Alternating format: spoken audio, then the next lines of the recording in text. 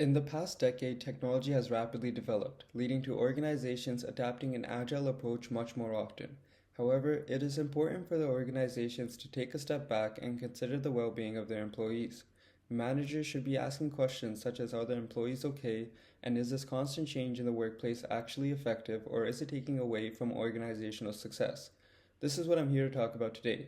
Hello everyone, my name is Prabjo, and today I'll be covering the topic of stagility and, more importantly, why businesses should be incorporating this framework into their organization based on the Wall Street Journal's article, Creating Stability for Workers So Organizations Can Move Fast. So what is stagility? Stagility is simply just a combination of stability and agility. This framework allows for organizations to keep their agile methodology while maintaining employee stability. Now you may be wondering, how can this be possible? Well, by implementing anchors that provide clarity and coordination, this concept can be easily adopted into a workplace. Let's take a look at the statistics. Based on Deloitte's Global Human Capital Trend Report, in which over 10,000 employees and leaders across 93 countries participated in, the stats are as follows.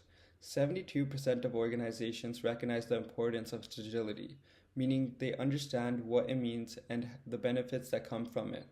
However, only 39% of organizations have actually made an attempt at incorporating stagility into their workplace, with 6% of those businesses having successfully implemented it. Now, it's fair to ask that if only 39% of organizations are trying to utilize stagility, is it even worth incorporating? And the quick answer is yes, and here is why. By incorporating stagility into the workplace, there are 5 main benefits.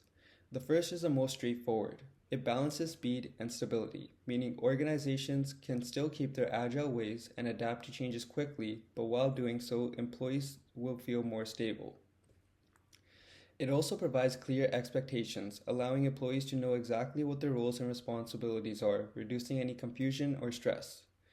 Additionally, it gives employees support, and it also supports long-term growth through the use of stable anchors. Finally, employees will be more motivated to work with a strong governance structure and a purposeful meaning behind their job role. Now, I have mentioned this term in the previous few slides, but here I'll provide you with some more insights. So what are anchors and what do we need them for? Anchors can be seen as support mechanisms that are either humans or technological that provide clarity and coordination to employees. The article stresses the importance of incorporating anchors not only for the workers, but for the work itself as well as for the organization. When done correctly, the organization can reap the benefits of having a strong structure and governance by clearly defining roles and responsibilities. This helps keep teams aligned while adapting to changes. As for the work, tasks can be streamlined and workflows can be standardized, keeping processes efficient while allowing for flexibility. Finally, for the worker, they can gain confidence and increase engagement as they will have a support team that helps them feel stabilized during changes. Now, to anchor the organization, clear governance and structures must be in place for employees to feel stable. This can be done through introducing a project management office, otherwise known as a PMO. A PMO will assign project managers to oversee staff operations and provide training along the way. This helps standardize processes, defines roles and responsibilities, and lets employees know who they should be reporting to. By introducing a PMO, your organizational structure automatically will shift from a functional one, where there is a heavy workload on employees, to a strong or projectized structure which helps with project coordination and reduces workloads. Here's an example of the structure once a PMO is in place. Beneath the CEO, we will have the PMO, and underneath the PMO, there will be project managers that oversee a set of employees, in which they will support, coach, and provide results back to the PMO. For slide showcase, I only have 2 project managers on the slide. However, organizations can have 3 or even more. Anchoring the work can be done with the same technology that drives a change in the organization. And what I mean by this is, for instance, an ERP system can be in place to standardize business processes and centralize data between departments. By doing so, employees will be able to easily access information, and communication among departments will be more clear, providing clarity and coordination.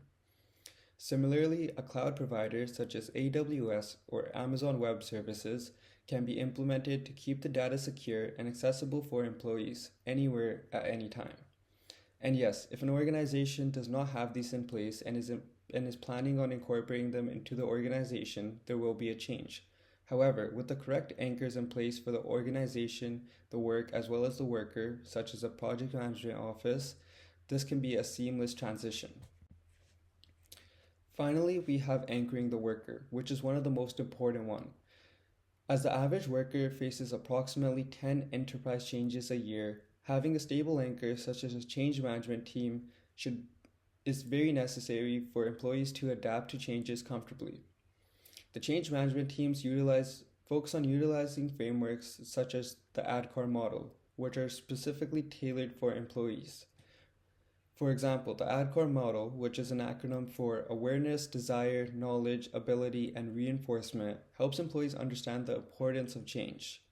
The model is used to help ensure the successful adoption of new processes or technologies. Change management teams can utilize this framework to help companies or help employees understand why a change is taking place and how it benefits not only the organization but them as well. Overall, implementing Stagility into the workplace isn't something that should have to be addressed. These are basic tools and resources that employees should have access to when an organization is going through multiple changes in a year. By incorporating anchors into the organization, the work, as well as the workers, employees will be able to feel more open to changes and secure with their roles and responsibilities. Thank you for watching, and here are our references.